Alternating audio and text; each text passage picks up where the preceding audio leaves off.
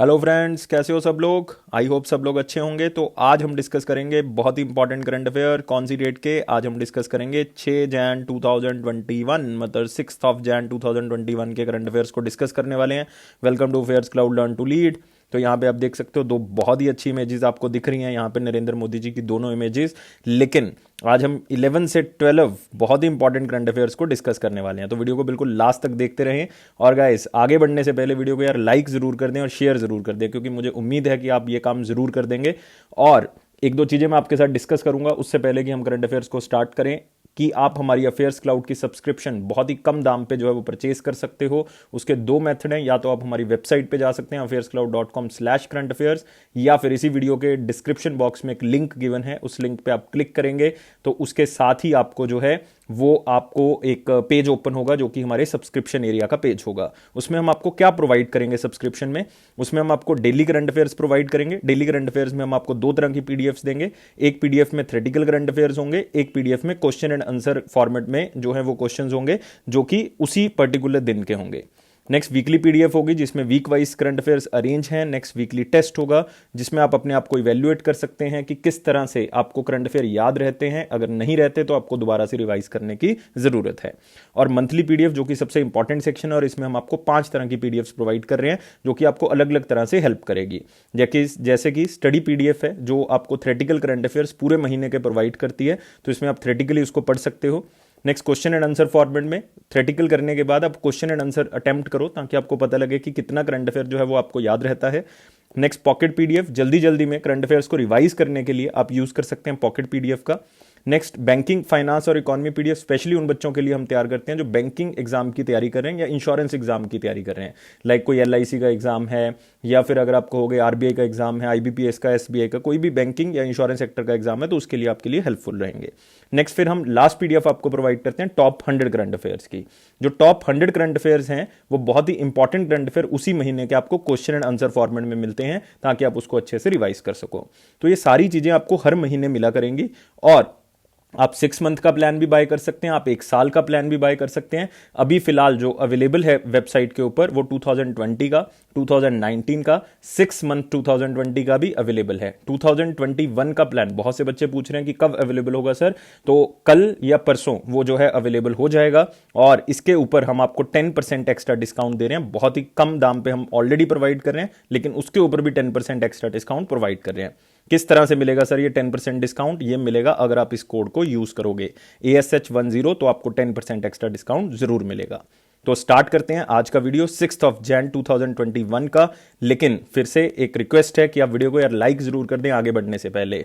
तो हम पहला सेक्शन स्टार्ट करते हैं मोस्ट इंपॉर्टेंट क्वेश्चंस का, और पहला क्वेश्चन ये रहा, which country will launch the world first wood based space satellite by 2023 to combat the problem of space junk? तो जैसे कि बहुत सी कंट्रीज जो हैं वो स्पेस में जो है वो सैटेलाइट्स भेजती हैं, लेकिन कई बार क्या होता है कि सैटेलाइट्स ने काम करना छोड़ दिया तो वो सैटेलाइट जो है वो वापस नहीं आता। तो वहीं पे मान लो उसके कुछ जो डैब्रीज हैं वो वहीं पे रह गई हैं, कुछ चीज़ें जो है वो वहीं पे रह गई हैं, तो वो स्पेस में जो है वायुमंडल में जो है वो घूमता रहता है, जिसके कारण बहुत ज़्यादा स्पेस जंक जो है वो वहाँ पे ऑलरेडी इकट्ठा है।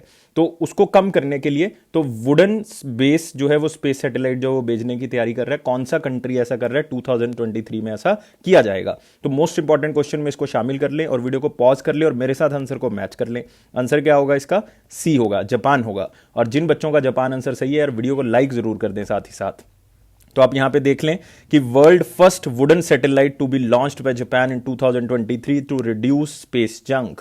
तो आप यहां पे भी देख सकते हैं जापान, सुमितोमो फॉरेस्ट्री कंपनी और क्योटो यूनिवर्सिटी। तो दो यूनिवर्सिटीज, एक तो क्योटो यूनिवर्सिटी है, सेकंड जो है एक फॉरेस्ट्री कंपनी है जो इस अलग अलग वुडन मटेरियल को अभी टेस्ट कर रही है कि कौन से वुडन मटेरियल का जो है वहां पे भेजना जो है वो सही रहेगा। तो first wood based space satellite 2023, और बहुत से वुडन मटेरियल अभी टेस्ट होंगे और हो भी चुके हैं और इसके ऊपर काम चल रहा है। इवन यूरोपियन स्पेस एजेंसी ने यह कहा है कि वो इन जितने भी डैब्रीज ऑलरेडी वहां पे इकट्ठे हैं तो उनको भी जो है वो वहां पे इकट्ठा करके वो वापस लेके आएंगे ताकि वहां पे कोई भी नुकसान ना हो सके, और वो भी अपना मिशन जो है वो भेजने वाले हैं 2025 तक। तो जो डैब्रिज ऑलरेडी वहां पे हैं, क्योंकि ये माना जाता है कि वहां पे बहुत ज्यादा मटेरियल ऐसे जंक में पड़ा हुआ है जो कि जो वायुमंडल में घूमता रहता है, जिसके कारण जो है वो और सैटेलाइट्स को नुकसान हो सकता है। और आप ये जान के बहुत ज्यादा हैरान होंगे कि इस टाइम पीरियड पे ऑलमोस्ट 6000 सैटेलाइट्स जो हैं वो अर्थ के ऑर्बिट में जो है वो सर्कुलेट करती हैं, जो कि वर्ल्ड इकोनॉमिक फोरम की तरफ से डेटा जो है वो बताया गया है। तो याद रखना इसको, बहुत ही इंपॉर्टेंट क्वेश्चन में इसको मार्क कर लें। अगले क्वेश्चन की तरफ बढ़ते हैं। Who received a guard of honour at Republic of Korea army headquarters at Gyeryong South Korea. तो बहुत ही इंपॉर्टेंट क्वेश्चन है, क्योंकि गार्ड ऑफ ऑनर दिया गया है, मतलब हाईएस्ट जो है वो ऑनर दिया गया है उस कंट्री का, और वो कंट्री है साउथ कोरिया का। उनके हेडक्वार्टर जो कि आर्मी का हेडक्वार्टर है गायरयोंग, जो कि कहां पे है, साउथ कोरिया में। तो कौन विजिट करके गया है अभी साउथ कोरिया में, मतलब वापस आया इंडिया में? तो ये आपके पास 4 बहुत ही इंपॉर्टेंट पोजीशंस आपको यहां पे मिल रही हैं, तो आप बताएंगे। एक आप देख सकते हो, चीफ ऑफ डिफेंस स्टाफ हैं जनरल बिपिन रावत जी हैं, और एक चीफ ऑफ आर्मी स्टाफ हैं जनरल मनोज मुकुंद नरवणे जी हैं, और एक हमारे पास जो हैं वो नवल स्टाफ हैं, हेड हैं नवल स्टाफ के, एडमिरल करमबीर सिंह हैं, और एक हमारे पास जो हैं वो चीफ ऑफ एयर स्टाफ हैं, एयर चीफ मार्शल आर के भदौरिया जी। तो क्या आंसर होगा इसका, फटाफट मुझे आप बताएंगे आंसर, और मेरे साथ मैच कर लें यार आंसर को, और वीडियो को लाइक कर दें आगे बढ़ने से पहले। तो आंसर क्या होगा? आंसर होगा जनरल मनोज मुकुंद नरवणे जी, जो हमारे आर्मी के हेड हैं। वो अभी साउथ कोरिया विजिट करके गए हैं, 3 दिन का उनका ट्रिप था, लेकिन वहां पे उनको गार्ड ऑफ ऑनर जो है वो दिया गया है। तो आप यहां पे देख सकते हो, chief of army staff general M Naravane, और Naravane receives guard of honour at ROK army's headquarter, मतलब रशिया का जो हेडक्वार्टर है आर्मी का, वहां पे उनको ये गार्ड ऑफ ऑनर दिया गया। तो याद रखना आपने। इससे पहले वो नवंबर में नेपाल विजिट करके आ चुके हैं, इससे पहले वो अक्टूबर में म्यांमार गए थे क्योंकि वहां पे इलेक्शंस थे। तो एज सच अब बहुत सी कंट्रीज को वो विजिट कर रहे हैं, तो आपने बिल्कुल ध्यान में रखना है कि कहां कहां वो जाके आए हैं, और किस तरह का कोई अगर पैक्ट साइन होता है तो वो आपने जो है वो वहां पे जरूर याद कर लेना है। तो गाइस बहुत इंपॉर्टेंट है, गार्ड ऑफ ऑनर जो है वो किसको दिया गया है। नेक्स्ट क्वेश्चन के ऊपर आते हैं। Dharmendra Pradhan inaugurates India's first of its kind migrant worker cell in which state. तो एक यूनिट खोला गया है माइग्रेंट वर्कर सेल के नाम से, वो कौन सी स्टेट में खोला गया है, ताकि जो माइग्रेंट वर्कर्स हैं उसी स्टेट के, तो उनको जो है वो काम दिया जा सके, किसी तरह से उनको सेल्फ रिलायंट जो है वो बनाया जा सके। तो माइग्रेंट वर्कर सेल जो है वो कौन सी स्टेट में खोला गया है, और धर्मेंद्र प्रधान ने जो है इस माइग्रेंट वर्कर सेल को इनॉग्रेट किया है। तो आंसर अगेन बहुत सिंपल है, लेकिन आंसर को जानने से पहले आप वीडियो को पॉज कर लें और मेरे साथ आंसर को मैच कर लें, ताकि आपको पता लग सके कि आंसर आपका सही है या गलत है। तो आंसर क्या होगा इसका? ए होगा, गुजरात होगा, और गुजरात में एग्जैक्ट प्लेस आपको पूछ लें तो क्या होगा? सूरत होगा आंसर। तो आप यहां पे देख सकते हैं, union minister Dharmendra Pradhan inaugurates migrant worker cell इन सूरत। ये इनिशिएटिव है सूरत म्युनिसिपल कॉर्पोरेशन का। याद रखना है किसका इनिशिएटिव है? सूरत म्युनिसिपल कॉर्पोरेशन। तो आप यहां पे देख सकते हैं इसको, ये सूरत म्युनिसिपल कॉर्पोरेशन का जो है वो इनिशिएटिव है, जो कि माइग्रेंट्स जो कि उड़िया से या फिर other parts of the country जो कि सूरत की इंडस्ट्रीज में काम कर रहे हैं, तो वहां पे उनको जो है वो लाभ दिया जाएगा, उनको कोई ना कोई काम जो है वो प्रोवाइड किया जाएगा। तो cell will be based at I lab Udhna Surat has been created under the national urban livelihood mission scheme. तो आपने याद रखना है कि कौन सी स्कीम के अंडर इसको डाला गया, स्पेशली जो बच्चे गुजरात से बिलोंग करते हैं। Cell will also be use to extend existence and government led benefits to the migrant worker. तो जितनी भी सरकार की स्कीम्स चल रही हैं, चाहे वो किसी भी तरह की हो, तो वो उनका लाभ जो है वो उनको मिलेगा। तो याद रखना है कि माइग्रेंट वर्कर सेल जो है वो कौन सी स्टेट में खोला गया है? गुजरात में खोला गया है। तो गुजरात के चीफ मिनिस्टर आपको पता है विजय रूपानी जी, कैपिटल गांधीनगर, गवर्नर कौन है? आचार्य देवव्रत जी। और गुजरात के नेशनल पार्क्स जो हैं वो वर्ल्ड वाइड फेमस है। आपको पता है कि यहाँ पे आपको मिलेगा गिर फॉरेस्ट नेशनल पार्क, जो कि एशियाटिक लॉयन के लिए जो बहुत ज़्यादा फेमस है। ब्लैक बक नेशनल पार्क मिलेगा आपको, जो कि ब्लैक बक के लिए बहुत ज़्यादा फेमस है। यहाँ पे आपको मिलेगा मेराइन और मेरीन नेशनल पार्क, वो आपको मिल जाएगा गल्फ ऑफ कच्छ वाले एरिया में। और एक आपको मिलेगा वंसदा नेशनल पार्क, अगेन बहुत इंपॉर्टेंट है वंसदा नेशनल पार्क, ज़्यादातर बच्चों को पता नहीं होता। वंसदा नेशनल पार्क कहाँ पे है? गुजरात के अंदर आपको मिल जाएगा। अदरवाइज यहाँ पे Kutch desert wildlife sanctuary, wildlife sanctuary आपको मिल जाएगा, गिर वाइल्ड लाइफ सेंचुरी यहाँ पे मिल जाएगा। तो ये बहुत इंपॉर्टेंट है, लेकिन आपने याद रखना है वंसदा नेशनल पार्क। नेक्स्ट आते हैं FSSAI, दैट इज फसाई, reduced permissible level of trans fatty acid in oils and fats to what % for 2021। तो एक टारगेट फिक्स किया गया कि फैटी एसिड्स को जो है वो हमने कम कर देना है 2021 में, और कितना परसेंटेज जो है वो फसाई ने फिक्स किया है, ये आप लोगों ने मुझे बताना है। तो फटाफट वीडियो के अंदर आंसर को मेरे साथ मैच करें, वीडियो को पॉज कर लें ताकि आप आंसर अच्छे से दे सकें। और फसाई के बारे में मैं आपको बता देता हूं, जो बच्चे आज पहली बार वीडियो को देख रहे हैं, food safety and standards authority of India.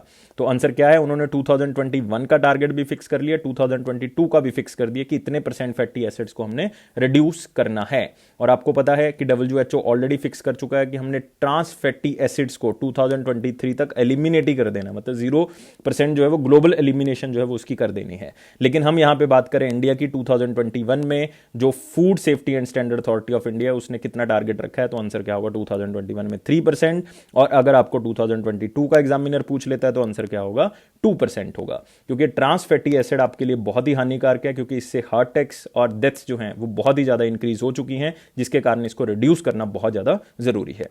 तो आप यहां पे देख सकते हो, FSSAI has capped the amount of trans fatty acid in oils and fats 3% 2020, 2% जो है वो 2022। और WHO का आपने खास तौर से टारगेट याद रखना है कि 2023 तक एलिमिनेट कर देना 100% ट्रांस फैटी एसिड्स को। और ये इनिशिएटिव हमने 2011 में स्टार्ट किया था, क्योंकि इंडियन फूड में ट्रांस फैटी एसिड्स बहुत ज़्यादा थे, तो हमने पहले इसको 10% तक लिमिट किया, फिर 5% हमने 2015 तक किया, लेकिन अभी भी 5% ही चल रहा था, लेकिन अब हमने 5% से कम और भी कर दिया है।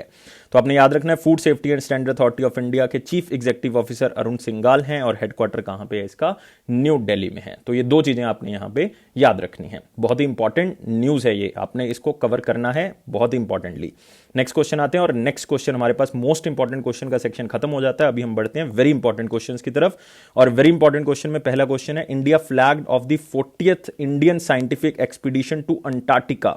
ये 40th इंडियन साइंटिफिक एक्सपीडिशन है अंटार्कटिका में, फ्रॉम विच पोर्ट, कौन से पोर्ट से जो है वो लोग गए हैं अंटार्कटिका एक्सपीड करने, मतलब अंटार्कटिका की तरफ जो है वो हमने जो है वो अपना शिप जो है वो भेजा है। और कितने लोगों को लेके गया ये भी मैं आपको बताऊंगा, लेकिन पहले आपने बताना है कि मैं कौन से पोर्ट की यहां पे बात कर रहा हूं।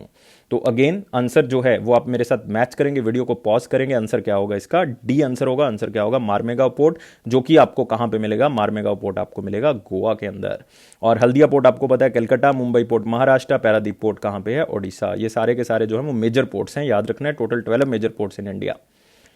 तो आप यहां पे देख सकते हो 40th Indian scientific expedition to Antarctica. Antarctica में हमारे 3 ऑब्जर्वेटरी थी पहले, एक ऑब्जर्वेटरी अब हम यूज नहीं करते, लेकिन 2 ऑब्जर्वेटरीज हमारी एक्टिव हैं। तो 4 जनवरी को ये मिशन जो है वो भेजा गया है, मारमेगांव पोर्ट ट्रस्ट से जो है वो ये भेजा गया गोवा से।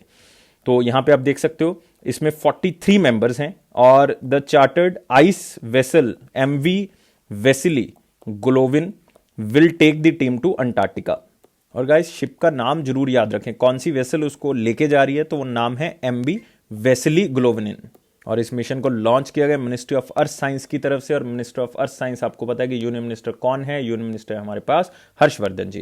Next, national centre for polar and ocean research, ministry of earth science, दोनों ने मिलकर जो है वो इसको इंप्लीमेंट किया इस अंटार्कटिक प्रोग्राम को। और ये 40th है, ये आपने याद रखना है कि ये 40th मिशन है जो हम अंटार्कटिका की तरफ भेज रहे हैं। तो इसमें बहुत से काम किए जाएंगे, खास करके जो साइंटिफिक प्रोजेक्ट्स हैं, क्लाइमेट चेंज किस तरह से हो रहा है, किस तरह का इफेक्ट पड़ रहा है, ओशन ऑब्जर्वेशंस देखी जाएंगी कि किस तरह से आइस मेल्ट हो रही है, किस तरह से वो हम उसका यूज कर सकते हैं, इलेक्ट्रिक एंड मैग्नेटिक फ्लक्स, क्योंकि अगर आप देखोगे वो बिल्कुल साउथ पोल की तरफ जो है वो चला जाता है, जिसके कारण उसके बारे में जानना जो है वो बहुत जरूरी है।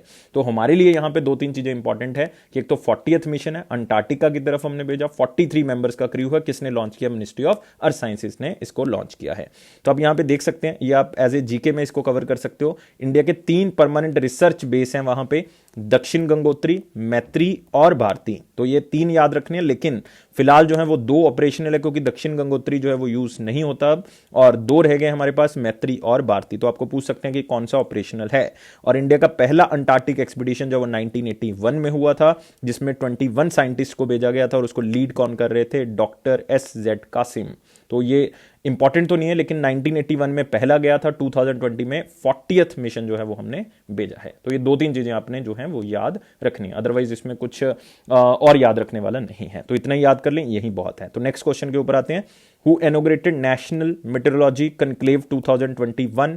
अगेन मौसम विभाग का एक बहुत बड़ा जो कनक्लेव होता है तो उसको इनॉग्रेट किया गया, और ये बहुत ही प्यारे हमारे जो प्राइम मिनिस्टर हैं उन्होंने इसको इनॉग्रेट किया है। तो आंसर बहुत सिंपल होगा, आंसर क्या होगा, नरेंद्र मोदी जी। तो आप यहां पे देख सकते हो Narendra Modi ji, honourable prime minister Narendra Modi ji, national metrology conclave जो है वो उन्होंने इनॉग्रेट किया। तो यहां पे आप इसको देख सकते हो, इसका थीम क्या रखा, metrology for the inclusive growth of the nation, क्योंकि अगर हमें आने वाले मौसम के बारे में या आने वाली चीजों के बारे में पता होगा तो बाय डिफॉल्ट हम क्या कर सकते हैं, यूज कर सकते हैं। और ये आपको पता होना चाहिए कि मेट्रोलॉजी का मतलब क्या होता है। मेट्रोलॉजी एक स्टडी है जिसमें हम मेजरमेंट के बारे में जानते हैं, तो उसको जो है वो यूज़ किया जाता है आजकल अलग अलग जगह पे, खास करके ओशन स्टडी के अंदर आजकल हम बहुत ज़्यादा यूज़ करने लग गए हैं। तो खास करके इसका थीम भी उसी के बेसिस पे रखा गया था कि किस तरह से हम आने वाले चीज़ों का प्रेडिक्ट कर सकते हैं, किस तरह से हम जो हैं वो इन इंस्ट्रूमेंट्स का यूज़ कर सकते हैं, कॉमन यूनिट्स हों, ह्यूमन एक्टिविटीज़ को लिंक कर सकें वो, तो इस मेजरमेंट सिस्टम का हम फायदा उठा सकें, खास करके आने वाले विज्ञान या आने वाले जो है वो चीज़ों के अंदर हम इसका यूज़ कर सकें। तो प्राइम मिनिस्टर मोदी ने जो है वो Bharatiya Nirdeshak Dravya and national atomic time scale to the nation, उन्होंने जो है वो इसको डेडिकेट किया and laid the foundation stone of the national environmental standards laboratory, जिसकी मैं बात कर रहा था कि एनवायरमेंटल स्टैंडर्ड्स को और इंप्रूव करना है इस मेजरमेंट सिस्टम के थ्रू, ताकि आने वाले जो मौसम विभाग के बारे में जो है उसके बारे में पता लगा सके और भी एक्सपेरिमेंट्स जो है वो हम अच्छे से कर सकें। It is India's first laboratory for self reliance in the certification of ambient air and industrial emission monitoring equipment, और ये देखा करेगी कि किस तरह से पोल्यूशन बढ़ रहा है, किस तरह से इन्वायरमेंट के ऊपर इफेक्ट पड़ रहा है। तो आपने याद रखना है जो मेट्रोलॉजी कनक्लेव है उसका इनॉग्रेशन जो है वो किसने किया है, नरेंद्र मोदी जी ने किया है। तो नेक्स्ट आते हैं दोस्तों अगला question, which meteorological observatory has been conferred as the status of sentinel observing station status by the world meteorological organization. तो यहां पे फिर से बात हो रही है, वो था मेट्रोलॉजी, ये है मटीरियोलॉजिकल, तो दोनों में थोड़ा सा डिफरेंस है। अगर आप देखोगे मेट्रोलॉजी जो है वो साइंटिफिक स्टडी है किसकी, इंस्ट्रूमेंट्स की, या आप कह सकते हो मेजरमेंट करने की, लेकिन यहां पे हम बात करें मटीरियोलॉजिकल, मटीरियोलॉजिकल मतलब हम बात करें मौसम विभाग की। तो दोनों में डिफरेंस है, लेकिन उस क्वेश्चन में, लास्ट क्वेश्चन में हमने दोनों को लिंक किया था। तो यहां पे किस ऑब्जर्वेटरी की मैं बात कर रहा हूं, तो आंसर क्या होगा इसका, पटना मेट्रोलॉजिकल ऑब्जर्वेटरी। तो आंसर को याद कर लें, इसको स्टेटस मिल गया है सेंटिनल ऑब्जर्विंग स्टेशन स्टेटस, क्योंकि 100 साल से ज्यादा हो चुके हैं इनको काम करते हुए और बहुत ही अच्छा काम कर रहे हैं, इसलिए इनको दिया गया सेंटिनल ऑब्जर्विंग स्टेशन स्टेटस। तो आप यहां पे देख सकते हो कि वर्ल्ड मेट्रोलॉजिकल ऑर्गेनाइजेशन ने पटना को सेंटिनल ऑब्जर्विंग स्टेशन स्टेटस जो है वो दे दिया है। तो आप यहां पे देख सकते हैं कि 100 साल से ज्यादा इनको काम करते हो चुके हैं। 1867 में इसको एस्टेब्लिश किया गया था ब्रिटिश कॉर्प्स ऑफ इंजीनियर्स की तरफ से, लेकिन अब बहुत ही अच्छे से ये लोग काम कर रहे हैं। और sentinel weather stations maintain the world longest robust records of the weather observation, they are key understanding of the climate system of global warming. क्योंकि आप सोच के देखो कि अगर कोई ऑर्गेनाइजेशन 100 साल से ज्यादा सिर्फ मौसम के बारे में ही काम कर रही है तो उसके बारे में कितनी इंफॉर्मेशन होगी, कितने मैप्स होंगे इस तरह के कि ग्लोबल वार्मिंग किस तरह से इफेक्ट कर रही है, तो सारी चीजें जो है वो यहां से देखी जा सकती हैं। तो यहां पे आपके लिए इंपॉर्टेंट क्या है, वर्ल्ड मेट्रोलॉजिकल सेंटर, उसके सेक्रेटरी जनरल आपने याद नहीं करना, ना ही हमारे लिए इंपॉर्टेंट है, लेकिन आप एक बार पढ़ सकते हो इसको कि पैत्री तालस जी हैं। लेकिन हेडक्वार्टर जेनेवा स्विट्जरलैंड होगा। मेंबर स्टेट्स कितनी होंगी, 193 कंट्रीज जो है वो मेंबर स्टेट्स होंगी। नेक्स्ट क्वेश्चन आते हैं, central government has issued ₹5500 crore in zero coupon bonds to recapitalise which bank, ताकि उनके पास पैसा और बढ़ सके। पैसा कम है उस बैंक के पास, तो कहीं वो बैंक जो है वो डूब ना जाए या खत्म ना हो जाए, तो उसको बचाने के लिए जो है वो एक जीरो कूपन बॉन्ड्स जो है वो इशू किए गए हैं। तो आंसर क्या होगा इसका, आंसर क्या होगा, मेरे साथ मैच करें, आंसर होगा पंजाब एंड सिंध बैंक। तो आप यहां पे देख सकते हैं पंजाब एंड सिंध बैंक को रिकैपिटलाइज किया जा रहा है, उसके लिए 5500 करोड़ के जो है वो जीरो कूपन बॉन्ड्स जो हैं वो इशू किए गए हैं। और उन बॉन्ड्स की जो वैल्यू है वो बेसिकली क्या होगी कि लोगों को बॉन्ड इशू करेंगे आगे, तो पैसा जो है वो किसके पास आएगा, पंजाब एंड सिंध बैंक के पास आएगा। तो Punjab and Sind Bank to park investment in held to maturity category, मतलब इसको मैच्योर होने तक जो है वो लोगों को दिया जाएगा, और 2030 से 2035 तक जो है वो इसको आप इंस्टॉलमेंट में जो है वो आप इसको परचेज कर सकते हैं। तो Punjab and Sind Bank by allowing it park the paper in its held to maturity category to face value rather than its discounted market rate, मतलब आप इसको डिस्काउंट करके नहीं बेचोगे, आप इसको एट पार जो है वो उसी रेट पे जो है उसको सेल करोगे। Zero coupon bonds are debt securities that does not pay interest but instead trades at a deep discount, rendering a profit at maturity when the bond is deemed for its full face value. मतलब जो भी आपका bank के साथ ये bond sign होगा, कितने भी टाइम का वो हो, तो उसमें एक्चुअल में इंटरेस्ट नहीं डिसाइड किया जाता, क्योंकि ट्रेडिंग वैल्यू होती है, तो जिस हिसाब से ट्रेड होगा उसी हिसाब से वैल्यू कम या ज्यादा होती रहेगी। तो जब मैच्योर होगा तो आपको कुछ ना कुछ प्रॉफिट जो है वो उसमें मिलेगा। तो पंजाब एंड सिंध बैंक के बारे में इसमें याद रखना है। पंजाब एंड सिंध बैंक के जो मैनेजिंग डायरेक्टर और सीईओ वो कौन है? एस कृष्णन है। टैगलाइन क्या है? Where service is a way of life. तो काफी टाइम बाद हम पंजाब एंड सिंध बैंक को डिस्कस कर रहे हैं, क्योंकि कोई न्यूज नहीं था पंजाब एंड सिंध बैंक का, तो आप इसको जरूर याद रखें, टैगलाइन जरूर याद रखनी है, where service is a way of life. और किस बैंक को रिकैपिटलाइज किया जा रहा है, ये नाम आपने याद रख लेना है। Next, which insurance company partner with Jammu and Kashmir government for प्रधानमंत्री जन आरोग्य योजना सेहत। तो रिसेंटली जो प्राइम मिनिस्टर मोदी जी हैं उन्होंने इनॉग्रेट किया था इस स्कीम को, इसको लॉन्च किया था।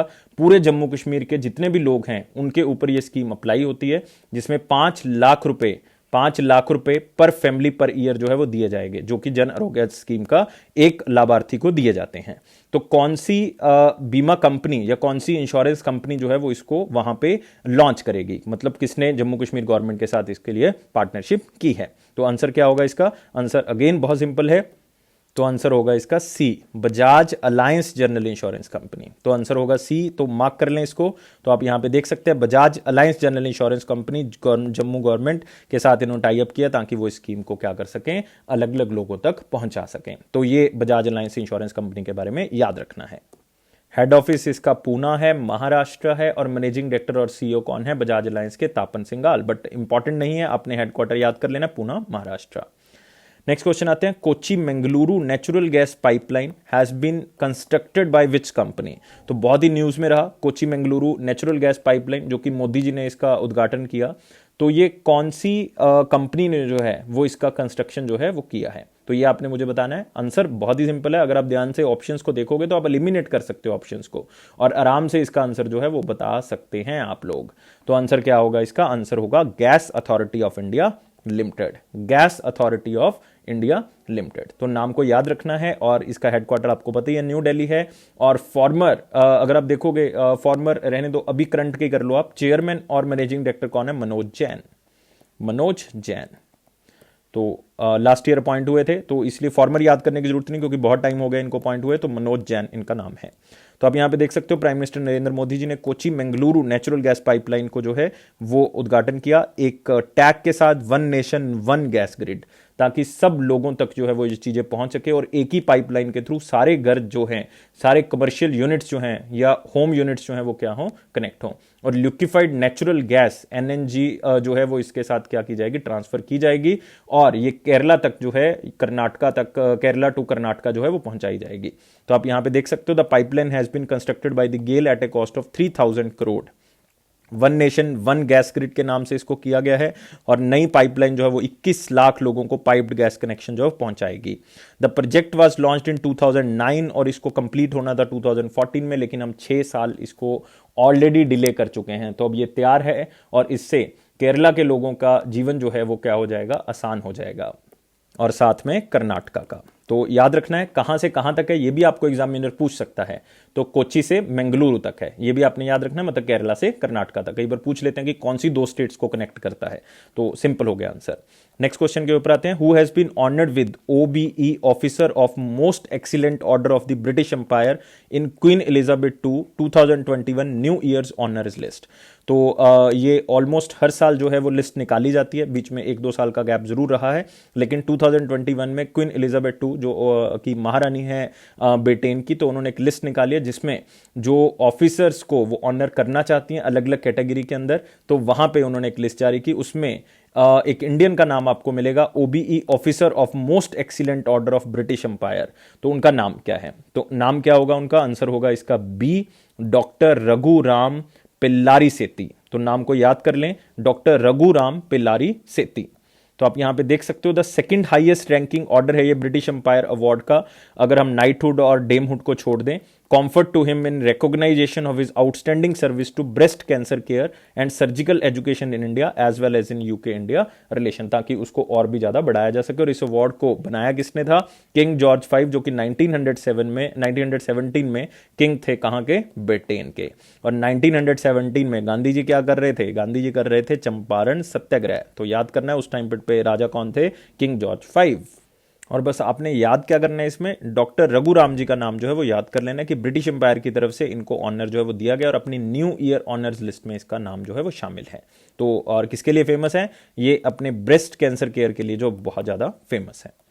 नेक्स्ट आते हैं, Ramesh Pokhriyal virtually laid the foundation stone of Tehan foundation technology innovation hub at which institute? कौन से इंस्टीट्यूट में जो है वो Tehan foundation technology innovation hub का उद्घाटन जो है, मतलब फाउंडेशन स्टोन जो है, नींव पत्थर जो है वो रख दिया गया है? रमेश पोखरियाल जो हमारे एजुकेशन मिनिस्टर हैं उन्होंने ये रखा। तो कौन से IIT की मैं यहाँ पे बात कर रहा हूँ? तो यहाँ पे बात हो रही है IIT हैदराबाद की। तो IIT हैदराबाद जो है वो सही आंसर होगा, और जो बच्चे IIT हैदराबाद सोच रहे हैं वो बिल्कुल सही सोच रहे हैं। तो आप यहाँ पे देख सकते हो तेहान IIT, जो कि IIT हैदराबाद के साथ जो वो लॉन्च किया गया है। और तेहान से आपको जो है वो यहाँ से क्लियर होगा कि ये एक टेक्नोलॉजी इनोवेशन हब होगा। और यहाँ पे आप देख सकते हो, it is India's first testing hub for autonomous navigation and data acquisition system. और टेरिस्ट्रियल लेवल पे भी और एरियल लेवल पे भी ये सारी चीज़ों को जो है वो देखेगा, मतलब सिमुलेशन टेक्नोलॉजी के थ्रू उसका एक नया रूपांतरण करके कंप्यूटर टेक्नोलॉजी के थ्रू उसको देखा जाएगा, जिसमें वो देखेंगे कि किस तरह से runways, landing areas, mechanical integration facility, smart poles, centralise control room, road infrastructure, तो सारी चीज़ों को जो वो देखा जाएगा और वो वहीं पे लैब में बैठ के जो वो देख सकते हैं। तो इसी लैब का उद्घाटन कहां पे किया गया है? IIT हैदराबाद में किया गया। और IIT हैदराबाद ने इसके लिए 2 एकड़ की लैंड जो है वो दी है ताकि आप ये इसको सेटअप कर सको। और ये मिनिस्ट्री ऑफ एजुकेशन, अगर आप देख रहे हो, इसको जो है वो क्या करता है? लॉन्च करता है। आप देख सकते हो रमेश पोखरियाल जी इसका नींव पत्थर जो है वो रखते हुए। तो बहुत ही इंपॉर्टेंट है, इसको याद रखना है। और कहां पे किया गया? तेलंगाना हैदराबाद। तो आपको याद रखना है ये। नेक्स्ट आते हैं, which state has rolled out the launch pad scheme under which new opportunities of the employment will be provided to youth? Again बहुत ही इंपॉर्टेंट क्वेश्चन में इसको मार्क कर सकते हो। कौन सी स्टेट गवर्नमेंट जो है वो लॉन्च पैड स्कीम को जो है वो स्टार्ट कर रही है? इसमें क्या होगा कि जो बच्चे चाइल्ड केयर में रह के बड़े हुए हैं और उनकी उम्र जो है वो 18 से ऊपर हो चुकी है, तो उनको अलग अलग जगह पे छोटे छोटे बूथ्स बना के दिए जाएंगे ताकि वो वहां पे क्या कर सके? सेल्फ रिलायंट हो सके, आत्मनिर्भर हो सके, अपना कुछ काम जो है वो कर सके, या सरकार उनको कुछ ना कुछ काम देगी और वो NGOs के थ्रू जो है वो इसको इंप्लीमेंट किया जाएगा। तो हर लॉन्च पैड के लिए, मतलब हर बूथ के लिए उनको 6 लाख रुपए जो है वो सरकार की तरफ से दिए जाएंगे। और ये मैं कौन सी सरकार की बात कर रहा हूँ? ये मैं बात कर रहा हूँ मध्य प्रदेश की, जो कि बहुत ही इंपॉर्टेंट स्टेट्स में से एक है। तो आप यहाँ पे देख सकते हो, Madhya Pradesh rolls out launch pad scheme being started for boys and girls coming out for child care institution, जो वहां से आ रहे हैं और उनकी उम्र 18 से ऊपर हो चुकी है और चाइल्ड केयर इंस्टीट्यूशन में रह चुके हैं। तो उनको जो है ये एम्प्लॉयमेंट अपॉर्चुनिटीज प्रोवाइड की जाएगी ताकि वो आत्मनिर्भर जो है वो बन सके। तो उनको अलग अलग तरह की शॉप्स खुलवा के दी जाएंगी, छोटी छोटी बूथ जैसी शॉप, जिसमें कॉफी शॉप्स होगी, स्टेशनरी होगी, फोटोकॉपी, कंप्यूटर टाइपिंग। और वो कहां पे होगा? वो डिस्ट्रिक्ट एडमिनिस्ट्रेशन ऑफिसेज में जो है वो इसको किया जाएगा, जो कि इस तरह के काम वहां पे बहुत ज्यादा सक्रिय हैं। The scheme has been launched under the child protection scheme, उसी के साथ इसको लॉन्च किया जाएगा। और हर लॉन्च पैड के लिए, मतलब हर बूथ के लिए 6 लाख रुपए जो है वो दिए जाएंगे और NGOs के थ्रू इसको इंप्लीमेंट किया जाएगा। और चीफ मिनिस्टर आपको पता है मध्य प्रदेश के कौन है? शिवराज चौहान हैं। और साथ ही साथ जो गवर्नर हैं वो कौन है? आनंदीबेन पटेल हैं, क्योंकि लालजी टंडन जी का देहांत हो गया तो एडिशनल चार्ज दिया गया। जो यूपी की गवर्नर हैं उन्हीं को एडिशनल चार्ज दिया गया मध्य प्रदेश का। तो ये आपने याद रखना है। और मध्य प्रदेश का एरिया जो है वो फॉरेस्ट एरिया सबसे ज्यादा है। अगर एरिया वाइज फॉरेस्ट एरिया देखेंगे तो मध्य प्रदेश का नाम आएगा। और साथ ही साथ यहां पे आपको मिल जाएगा पन्ना बायोस्फीयर रिजर्व, यहां पे आपको मिल जाएगा पंचमढ़ी बायोस्फीयर रिजर्व। ये 2 बायोस्फीयर रिजर्व बहुत इंपॉर्टेंट है। बांधवगढ़ नेशनल पार्क आपको यहां पे मिल जाएगा। नेक्स्ट क्वेश्चन आते हैं, Anil Panachooran very famous poet and lyricist passed away, he was poet of which language? तो ये तो एग्जामिनर ने क्वेश्चन के अंदर ही बता दिया कि वो पोएट थे, लिरिसिस्ट थे, मतलब वो राइटर थे। वो कौन सी लैंग्वेज में लिखते थे? और बहुत ही फेमस हैं वो अपने एरिया में, अनिल पनाचूरन जी। तो आंसर क्या होगा इसका? आंसर होगा मलयालम। तो याद कर लेना है, आंसर क्या होगा? मलयालम। तो यहां पे आप देख सकते हो, Malayalam poet and lyricist Anil Panachooran passed away, तो उनका देहांत हो गया है। उनको फिल्म फेयर अवार्ड भी मिल चुका है 2008 में बेस्ट लिरिसिस्ट का। तो ये भी आपने जो है वो याद रखना है। नेक्स्ट आते हैं इंपॉर्टेंट क्वेश्चन सेक्शन की तरफ। ये थे इंपॉर्टेंट क्वेश्चंस। अब आते हैं ओनली इंपॉर्टेंट क्वेश्चंस। पहले हमने वेरी इंपॉर्टेंट क्वेश्चंस को कवर कर लिया है। The Ministry of Finance has notified that remission of duties and taxes on exported products scheme will be implemented for which date, मतलब कौन सी डेट से जो है जो लोग एक्सपोर्ट कर रहे हैं खास करके जरूरी चीज़ों का, उनको कोई भी उसमें टैक्स नहीं देना पड़ेगा, उसमें उनको रिमिट किया गया, उसमें उनको छूट जो है वो दी गई है। तो कौन सी डेट से जो है वो ये लागू होगा पूरे इंडिया लेवल पे, क्योंकि ऑलरेडी सरकार की तरफ से एक चल रही थी स्कीम, तो वो खत्म हो जाएगी और ये वाली जो है वो क्या हो जाएगी, स्टार्ट हो जाएगी। तो फटाफट बता दें कि कौन सी डेट की मैं बात कर रहा हूं जब से ये क्या किया जाएगा, स्टार्ट किया जाएगा। क्लियर, याद रखना इससे पहले एक्ट चल रहा था merchandise export from India scheme MEIS, वो खत्म हो जाएगी 31 दिसंबर को, क्योंकि कौन सी स्टार्ट हो जाएगी 1 जनवरी 2021 से कौन सी स्टार्ट हो जाएगी, ये वाली स्कीम जो है वो स्टार्ट हो जाएगी, जिसका नाम है remission of duties and taxes on exported products. तो उसमें आपको कोई भी टैक्स नहीं देना पड़ेगा और ये वर्ल्ड ट्रेड ऑर्गेनाइजेशन की तरफ से ही रूल जो है वो बेसिकली पूरे वर्ल्ड में जो है वो अपनाने की कोशिश है, क्योंकि कोविड-19 के कारण बहुत ज़्यादा स्लो डाउन है। तो जो भी एक्सपोर्ट होगा तो उसमें जो है वो क्या किया जाएगा, रिमिशन किया जाएगा, अगर दिया हुआ है तो रिफंड किया जाएगा जो भी स्कीम के अकॉर्डिंग आएगा। तो 1 जनवरी 2021 से ये मिनिस्ट्री ऑफ फाइनेंस की तरफ से इसको जारी किया गया है।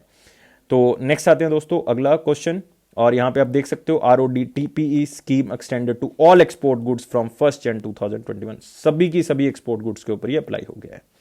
Next, which state launched M pension app for pensioner, ये बहुत सी स्टेट्स लॉन्च कर चुके हैं, लेकिन रिसेंटली कौन सी स्टेट ने इसको जो है वो इंप्लीमेंट किया, ताकि पेंशनर्स को कोई भी दिक्कत ना हो, वो इस ऐप के थ्रू अपनी कोई पेंशन है, अपनी कोई ग्रीवियंसीज है, वो यहां से जो है वो सॉल्व कर सकते हैं। तो एम पेंशन ऐप जो है वो कौन सी स्टेट ने जो है वो लॉन्च किया है, तो आंसर क्या होगा इसका, आंसर होगा मणिपुर। तो इसका नाम भी यही है, एम पेंशन मणिपुर ऐप। तो आप यहां पे देख सकते हो Manipur CM Biren launched M pension Manipur app for the pensioners. और मणिपुर के CM का नाम आप याद रखें, जो नाम है वो क्या है, बीरेन सिंह है, और साथ ही साथ उनके गवर्नर का नाम जरूर याद रखना है, नजमा हेप्तुल्ला जी हैं। और मणिपुर के 2 नेशनल पार्क्स आपने याद रखना है, जिसमें एक तो बहुत ही ज्यादा इंपॉर्टेंट है और उसका नाम याद रखना है कैबुल लेमजाओ नेशनल पार्क। कौन सा याद रखना है, Keibul Lamjao national park, only floating park है पूरे वर्ल्ड का, याद रखना है Keibul Lamjao national park, only floating park in world. और कैपिटल कौन सी है, इम्फाल। तो ये 2-3 चीजें आपने याद रखनी है। तो नेक्स्ट आते हैं फॉर्मर माली प्राइम मिनिस्टर मोडिबो केतिया डाइज। तो सिर्फ नाम पढ़ना है, नाम ही याद रखना है, और हमने कुछ याद नहीं रखना इसके बारे में कि माली क्या है, कुछ नहीं याद करना। कैपिटल याद कर सकते हो आप, कैपिटल कौन सी है, बमाका है, या बमाको भी आप कह सकते हैं, बमाको, BAMAKO। और करेंसी कौन सी है, वेस्ट अफ्रीकन CFA। तो ये माली के बारे में आपने याद रखना है। अदरवाइज प्राइम मिनिस्टर का नाम जरूर याद रखेंगे, मोडिबो केतिया, और कुछ भी याद नहीं रखना, क्या टाइम पीरियड था, कौन सी पार्टी से बिलोंग करते थे, कुछ याद करने की जरूरत नहीं, सिर्फ एक बार नाम पढ़ा होगा तो आप ऑप्शन से एलिमिनेट कर सकते हैं। नेक्स्ट आते हैं दोस्तों वन लाइनर इंपॉर्टेंट पॉइंट्स की तरफ, और इसमें पहला क्वेश्चन है NBCC and JKIT signed MOU to establish IT towers in Jammu Kashmir या फिर श्रीनगर। तो ये IT टावर्स जो है वो लगाए जाएंगे, information technology tower Jammu Kashmir में लगाए जाएंगे, खास करके श्रीनगर में इसको लगाया जाएगा। और हर टावर के ऊपर 50 करोड़ रुपए का खर्चा जो है वो किया जा सकता है, ये सरकार का अनुमान है कितना खर्चा हो सकता है। तो 15 महीने से 17 महीने तक जो है वो इसको कंप्लीट करने का टारगेट है। और जो लेफ्टिनेंट गवर्नर हैं जम्मू कश्मीर के मनोज कुमार सिन्हा, उन्होंने ये इंफॉर्मेशन जो है वो दी है। तो आपने याद रखना है जम्मू एंड कश्मीर का ये टाई अप किसके साथ हुआ है, NBCC, मतलब मैं बात कर रहा हूं कौन सी ऑर्गेनाइजेशन की, मैं बात कर रहा हूं नेशनल बिल्डिंग कंस्ट्रक्शन कॉर्पोरेशन की। तो इंफॉर्मेशन टेक्नोलॉजी टावर्स जो है वो बनाए जाएंगे। नेक्स्ट, फॉर्मर माली प्राइम मिनिस्टर बात कर चुके हैं। India setup high level group headed by Ram Vinay shahi for south Asia energy security. तो इसका एक ही लक्ष्य है कि इंडिया की जो पॉलिसी है, इंडियाज नेबरहुड फर्स्ट पॉलिसी, कि हम क्रॉस बॉर्डर जो है वो एनर्जी का ट्रेड कर सकें, इलेक्ट्रिसिटी ट्रेड हो सके, क्रॉस बॉर्डर ट्रेड अच्छे से कर सके। तो उसके लिए कमेटी जो है बनाई गई है, उसके हेड कौन है, राम विनय शाही जी जो है वो उसके हेड हैं। तो ये आप नाम जो है वो थोड़ा सा याद रख सकते हैं। Next, general MM Naravane visit Republic of Korea, वहीं पे उनको गार्ड ऑफ ऑनर दिया गया। Indigenously designed ballastless tracks to be used for high speed RRTS train. तो अगेन आपके लिए बहुत ही इंपॉर्टेंट हो जाता है ये RRTS ट्रेन। आपको पता है कि कहां पे बन रही है, ये बन रही है RRTS train Delhi Ghaziabad Meerut. RRTS मतलब मैं बात कर रहा हूं रीजनल रैपिड ट्रांजिट सिस्टम की, जो कि तीनों एरियाज को जो क्या करेगा, कंबाइन करेगा और आपने याद रखना है कि इसका जो एक लिंक है वो 2023 मतलब 2023 तक बन जाएगा, लेकिन पूरा 82 किलोमीटर की जो स्ट्रेंथ है, जो पूरी की पूरी लेंथ है, वो 2025 तक जो है वो लॉन्च की जाएगी, मतलब उसको पूरा कंप्लीट किया जाएगा। तो ये ब्लास्टलेस होगी, मतलब ये मतलब बहुत ही हाई क्वालिटी का जो मटेरियल है इसमें यूज किया जाएगा, सिर्फ इतना याद रखना है। Next, ministry of railway releases the booklet building on Atmanirbhar Bharat, कि मिनिस्ट्री ऑफ रेलवे ने किस तरह से आत्मनिर्भर भारत के ऊपर फोकस किया, जो उनकी अचीवमेंट्स है वो उन्होंने इस रिपोर्ट के अंदर बताई हैं। तो आप याद कर सकते हो बिल्डिंग आत्मनिर्भर भारत जो है वो किसने रिलीज की, मिनिस्ट्री ऑफ रेलवे ने इसको रिलीज किया। तो नेक्स्ट आते हैं दोस्तों 5 जनवरी 2021 मतलब 5th ऑफ जन 2021 के आंसर की बारी आ चुकी है। तो यहां पे आप क्वेश्चन देख सकते हो, कौन सा क्वेश्चन था, where was the Rafale fighter jets of India and France plan to carry out exercise Skyros on January 2021। Answer बहुत सिंपल था, आंसर क्या होगा इसका, आंसर था जोधपुर। और जितने भी बच्चों ने आंसर दिया 100% आंसर जो हैं वो क्या थे, सही थे। तो आप यहां पे देख सकते हो 3 आंसर जो है वो बेस्ट आंसर्स में से चुने गए हैं। एक दिनेश आनंद जिन्होंने बहुत ज्यादा एक्स्ट्रा इंफॉर्मेशन हमें प्रोवाइड की कि स्काई रोज नाम से जो है, ये तो मैं क्वेश्चन के अंदर बता चुका हूं जनवरी, और ये जनवरी 2021 में ही जो है होगा, 3rd वीक जो है वो इसको मोस्ट प्रोबेबली किया जाएगा। और राफेल के बारे में उन्होंने बताया 20 किलोमीटर से 70 किलोमीटर तक की रेंज होगी और सरकार इसके ऊपर बहुत ज्यादा पैसा जो है वो खर्च कर रही है। तो राजस्थान के बारे में आप इससे याद रख सकते हैं। और फर्स्ट 5 जेट जो है वो कहां पे आए थे, अंबाला एयरबेस में उसको लैंड करवाया गया था। फिर 3 आए, अब 3 और आएंगे। फिर दिव्या वर्मा जी का आंसर सही रहा, क्योंकि उन्होंने एक चीज और बताई कि ये एग्जैक्टली कहां पे होगी, एट ब्लू सिटी जोधपुर। तो एक एग्जैक्ट जगह उन्होंने यहां पे बताई, तो इसलिए उनका आंसर चुना गया यहां पे। फिर जो रश्मि जी का आंसर चुना गया, क्योंकि उन्होंने एक दो चीजें और बताई। ब्लू सिटी जोधपुर जो है वो पहले आ चुका था, और it is the first bilateral exercise of year 2021। तो ये एक एक्स्ट्रा इंफॉर्मेशन यहां पे आप गेन कर सकते हो। First ever air combat training to Indian Rafales, और the salt Rafale F3R is the latest aircraft to be added in the Indian air force service. और IF चीफ यहां पे आपको जो है वो आंसर बता गया, और IF डे आपको बता दिया गया 8 अक्टूबर को होता है। तो ये एक एक्स्ट्रा इंफॉर्मेशन की तरफ से मिली। तो ये बेस्ट आंसर्स में से आंसर्स हैं। तो अब आते हैं क्वेश्चंस ऑफ द डे, जिसका आंसर फिर से आपने कमेंट बॉक्स में चुनना है, और आपका नाम भी जो है वो इसके अंदर शामिल हो सकता है। Which country will join the 5 eyes, बहुत ही न्यूज में था 5 eyes, to respond against the threats faced by the Uyghurs as January 2021। So repeat कर रहा हूं क्वेश्चन को, which country will join the 5 eyes, कौन सी कंट्री 5 आइज को ज्वाइन करेगी। 5 आइज क्या है पहले तो ये पता होना चाहिए आपको। To respond against the threats faced by the Uyghurs as January 2021। तो आंसर इन 5 ऑप्शंस में से होगा कि कौन सी कंट्री 6th आई बनने की और है। तो आंसर कमेंट बॉक्स में देना है, सब बच्चों ने कमेंट बॉक्स में आंसर देंगे। और गाइस बेल बटन को प्रेस कर दें ताकि आपको अगली वीडियोस की नोटिफिकेशन मिलते रहे, क्योंकि हम बहुत ही जल्दी माइक्रो टॉपिक्स के ऊपर वीडियोस लेके आया करेंगे। छोटे छोटे टॉपिक्स जो कि बहुत इंपॉर्टेंट हैं, जो कि आपके लिए भी बहुत इंपॉर्टेंट है और देश के लिए भी बहुत इंपॉर्टेंट है, तो उनके ऊपर हम 10 या 5 मिनट की वीडियो जो वो लेके आया करेंगे। तो कल या अगले हफ्ते से हम इसको स्टार्ट करेंगे, मोस्ट प्रोबेबली जो है वो अगले हफ्ते से इसको स्टार्ट किया जाएगा। और यार वीडियो को सब्सक्राइब जरूर कर दें और लाइक जरूर कर दें, क्योंकि मैं एक ही उम्मीद आपसे रखता हूं कि आप इस वीडियो को लाइक जरूर कर दें। मैं और कुछ भी नहीं आपसे कह रहा, सिर्फ लाइक करने के लिए कह रहा हूं। और गाइस अफेयर्स क्लाउड का प्रॉमिस है कि यार आपके ये कॉन्फिडेंस को बूस्ट करके रहेगा, क्योंकि अगर आप इस तरह से करंट अफेयर्स को करोगे, डेली पढ़ रहे हो, वीकली करंट अफेयर्स को करोगे, मंथली करंट अफेयर्स को करोगे, तो आपका सेक्शन अपने आप ही जो है वो क्या हो जाएगा, बूस्ट हो जाएगा। हमें कुछ भी करने की जरूरत नहीं है, क्योंकि 90% करंट अफेयर जो है वो आपके एग्जाम में आ रहे हैं, वो अफेयर्स क्लाउड के द्वारा कवर किए जाते हैं। और इसका प्रूफ जो है वो हमारी साइट के ऊपर अवेलेबल है कि पिछले 3 साल के जो करंट अफेयर्स अलग अलग एग्जाम में आए हैं, हमने सर्वे किया है कि उसमें 90% जो है वो हमने कवर किए हैं। और वो कहां कहां पे कवर किए हैं वो हमारी साइट में आपको पता लग सकता है। तो थैंक यू गाइस इस वीडियो को देखने के लिए। और लाइफ को बहुत ज्यादा सीरियस नहीं लेना, ध्यान रखना अपना, स्वस्थ रहें बिल्कुल, और साथ साथ पढ़ते रहें, धीरे धीरे करके पढ़ते रहें, और एक दिन कामयाबी आपको जरूर मिलेगी। Thank you guys again, take care.